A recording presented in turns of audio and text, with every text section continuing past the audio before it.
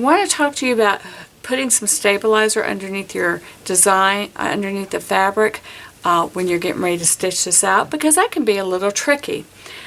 Here I've cut my piece of stabilizer, and the logical thing would be just to put it under the fabric, but that's like a complete disaster.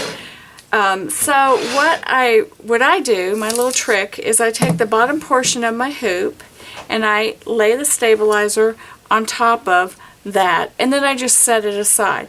You'll notice that my stabilizer is I've cut my stabilizer very generously because I want to make sure I have, if I should shift a little bit left, right, up, down, I have enough stabilizer covering everything. So I'm going to set that aside for right now. And the next thing I'm going to do is I'm going to take my top portion of my hoop and I'm going to place it so that the horizontal markings on my hoop are in line with the horizontal marking on my template, my paper template, and that the vertical markings on the hoop are in line with the vertical markings. Now this is a really cool trick if you've never done this before.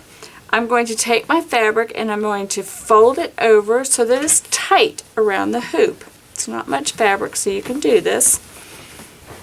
And then I'm going to bring that piece of the hoop, my bottom portion of the hoop with the stabilizer, and I'm just going to lift this up. So I'm doing this backwards because I'm on camera, so let me do it the way I would do it.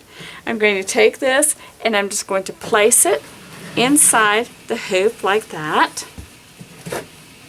and then unfold my fabric, and then I'm going to tighten my hoop up. Voila! Easy, easy. After you stitch your design out, you notice you'll have a lot of stabilizer on the back, so you'll want to take some scissors and very, very carefully trim around the design so that you just have a little bit of the stabilizer on the back.